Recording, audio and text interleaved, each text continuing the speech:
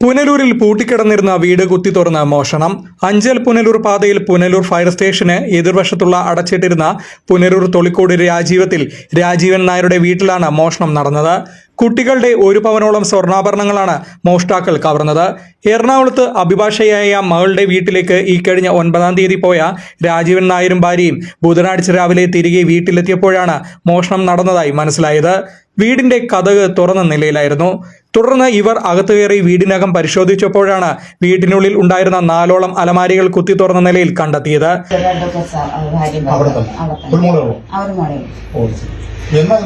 ഞങ്ങള് പോയത് എവിടെ പോയത്? എറണാകുളത്ത് മോളെ വീട്ടിൽ പോയതാ. അവിടെ പോയില്ല.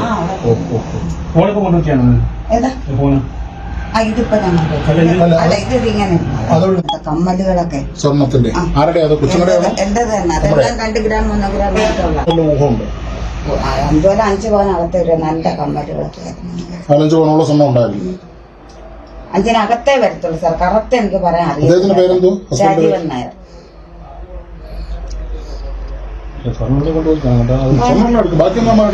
അറിയുന്ന ആള് തന്നെ ആട്ടോ. അറിയുന്നവരൊന്നും അല്ല സാർ. ഏതാണ്ട് നമ്മുടെ ഫയർഫോഴ്സ് ഓഫീസ്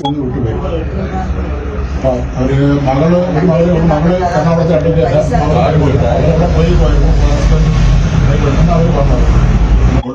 കൂടുതലൊന്നുമില്ല. ഈ ചെറിയ 1 പവന് 1 ഗ്രാം 2 ഗ്രാം ഒക്കെ ഉള്ള 5 പവനകത്ത് വരുമെന്ന് പറയും.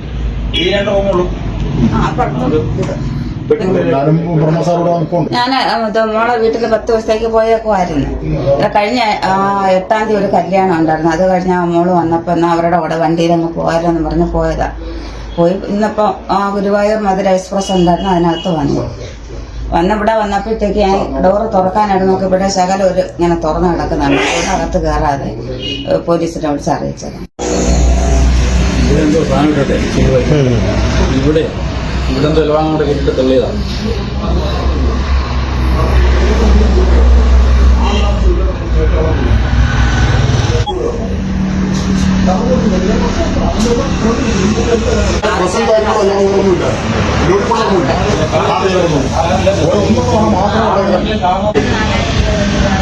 സാധനങ്ങളെല്ലാം വാരിവലിച്ചിട്ട നിലയിലായിരുന്നു.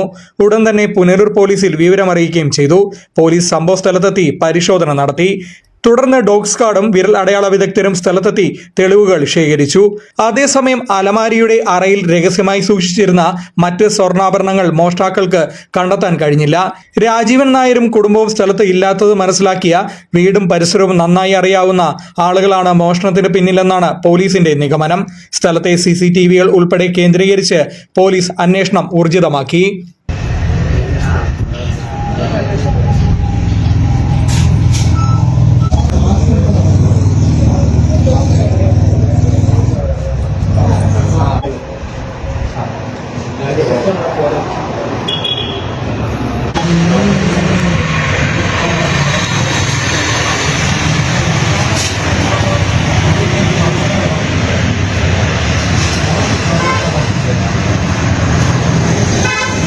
Fox TV News, Punalur.